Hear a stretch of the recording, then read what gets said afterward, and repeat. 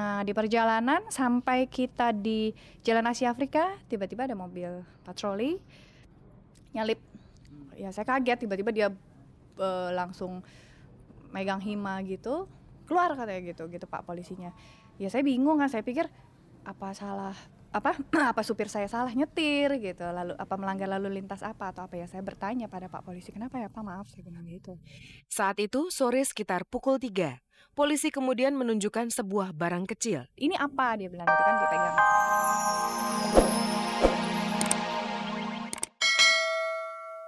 Halo, apa kabar? Semoga kabar baik ada pada Anda sore ini sambil menyimak kabar-kabar dari Kabar Kabari bersama saya Herawati hingga 4:30 nanti. Pemirsa, asal tahu saja tak ada kabar yang tak kami kabar-kabari. Seperti yang berikut ini kabar pertama yang layak Anda simak. Pemirsa, hari Selasa sore lalu kami janjian dengan Desi Ratnasari untuk ketemu di kafe Salsa di kawasan Kemang, Jakarta Selatan. Sore itu ia sedang menjadi model untuk pemotretan sebuah majalah perempuan. Maka ditanggalkannya lah bajunya yang biru tua, demikian pula roknya yang senada dengan baju itu. Desi berganti dengan pakaian ini untuk pemotretan tersebut.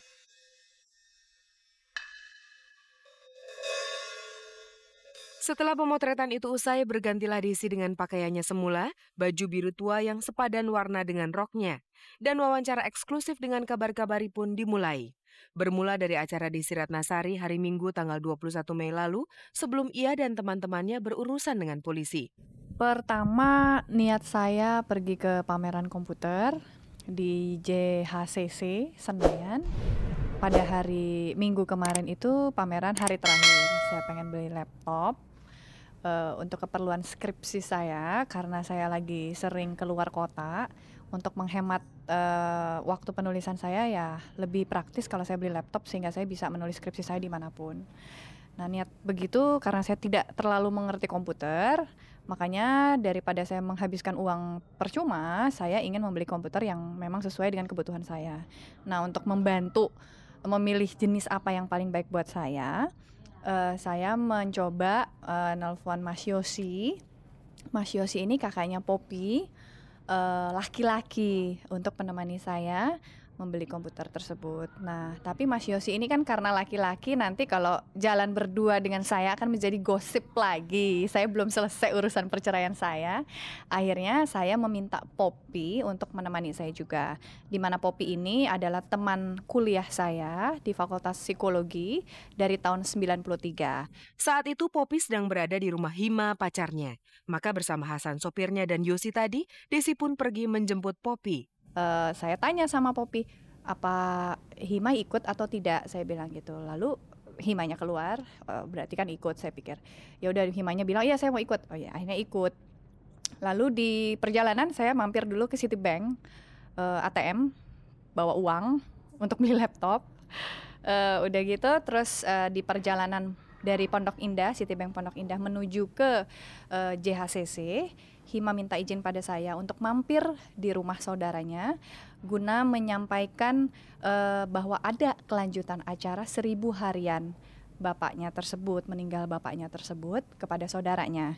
Saya pikir berita yang penting untuk ke saudaranya, ya silakan aja, saya bilang, tapi jangan lama-lama. Kemudian Hima pun pergi sebentar. Kita nunggu di pinggir jalan, lalu Hima masuk ke satu jalan kecil, kita nggak tahu, kita nunggu aja, ngobrol-ngobrol, lalu Hima kembali lagi, nggak sampai, ya 5-10 menit lah, nggak lama. Habis itu jalan. Nah, di perjalanan sampai kita di Jalan Asia Afrika, tiba-tiba ada mobil patroli nyalip. Ya saya kaget, tiba-tiba dia langsung megang Hima gitu, keluar katanya gitu Pak polisinya. Ya saya bingung kan, saya pikir apa salah apa supir saya salah nyetir gitu, lalu apa melanggar lalu lintas apa atau apa, ya saya bertanya pada Pak polisi, kenapa ya Pak, maaf, saya bilang gitu.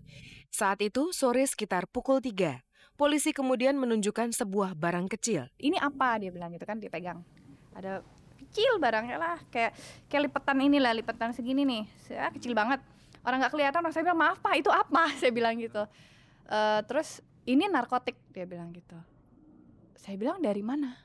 Ini mobil saya bilang. Dan saya nggak mengenal dunia itu, saya bilang gitu. Ya udah, akhirnya saya ikut ke Polda, lalu di diperiksa, dimintai keterangan, lalu harus tes urin dan tes darah.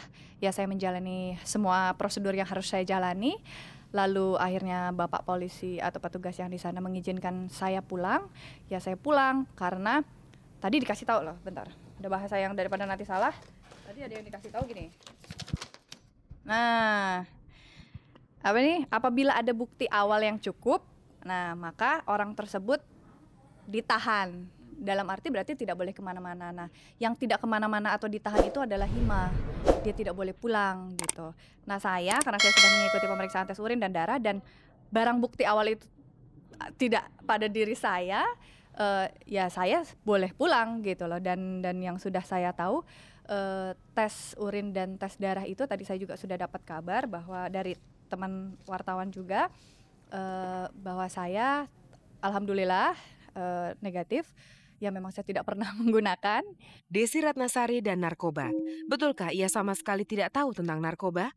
Saya tahu kemarin aja dari Pak Polisi, pada saat saya duduk di bagian pelayanan masyarakat, saya tanya-tanya apa ini apa itu gitu loh.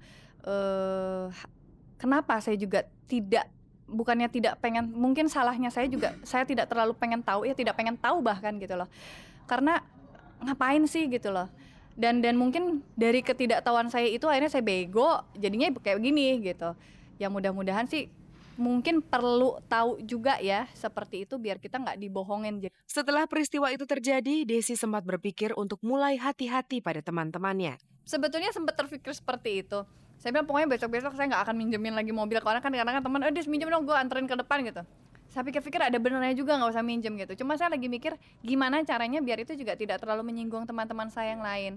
Karena kan teman-teman juga punya hak pribadi untuk menentukan sikap hidup seperti apa ya. Masa nanti malah nggak punya teman juga gitu loh. Tapi gara-gara berurusan dengan polisi itu, ada yang kemudian menduga Desi mulai menyentuh narkoba sejak rumah tangganya berantakan. 100% bahkan 1000% tidak. Karena kalau dikatakan saya lagi menghadapi suatu masalah perceraian, ya bukan masalah lah ya, maksudnya proses perceraian saya dengan suami saya itu dihadapi bukan dengan cara seperti itu. Ya kalau saya ngomong, saya bukannya pengen sok agama, sok religius gitu, tidak. Tapi jalan yang paling baik buat saya saat ini pribadi, paling bener sholat aja deh. Jadi ya yang pengen saya bilang adalah saya dalam hidup tidak ingin mencari masalah, terlebih masalah-masalah seperti narkotik atau psikotropika. Jalan malam pun saya tidak pernah. Midnight aja gue ngantuk. Kecuali saya pulang malam ya kalau ada syuting atau ada pekerjaan aja. Ada yang memang kayak misalnya konser kemarin nonton Chrisye. Kalau saya memang suka, ayo saya jalanin gitu walaupun sampai pagi. Ada sesuatu tujuan yang jelas yang saya lihat, selesai saya pulang. Tahun ini tahun naga emas rasanya justru menjadi tahun yang sial bagi Desi.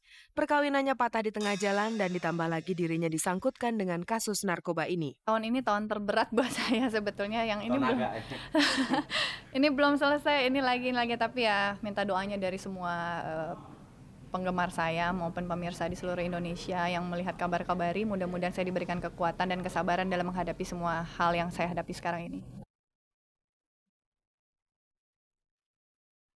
Pemirsa, bersama saya Herawati, Anda masih menyimak kabar-kabar dari Kabar Kabari hingga 4:30 nanti.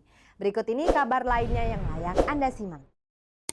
Senin sore tanggal 22 Mei lalu, Iga Mawarni menjalani proses awal perkawinannya. Di rumahnya di Kalibata Indah, Jakarta Selatan, penyanyi bersuara berat ini melakukan upacara siraman dalam adat Jawa. Satu persatu anggota keluarganya mengguyur air untuk membersihkan Iga yang akan melangsungkan akad nikah keesokan harinya. Usai upacara siraman, seharusnya Iga digendong oleh orang tuanya ke dalam rumah sebagai simbol supaya kebersihannya tidak ternoda oleh kotoran. Tapi apalacur, kedua orang tuanya tidak kuat menggendongnya, hingga kemudian Iga dibiarkan berjalan sendiri. Selanjutnya masih dalam rangkaian upacara Jawa ini, Iga disuapi oleh kedua orang tuanya. Upacara ini melambangkan cinta kasih orang tua kepada anaknya yang sebentar lagi akan berpisah untuk mengikuti suami. Dan yang ini adalah bagian lainnya dari upacara tersebut. Dalam adegan orang tua jual dawet. Para tamu membeli dawet dengan uang dari tanah liat, dan ini adalah simbolisasi dari harapan rejeki yang mengalir.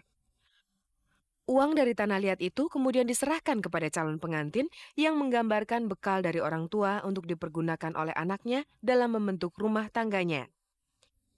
Dan selanjutnya pemirsa, masih ada beberapa lagi bagian upacara yang melambangkan harapan-harapan baik pada seorang anak perempuan yang keesokan harinya sudah akan menjadi milik suaminya.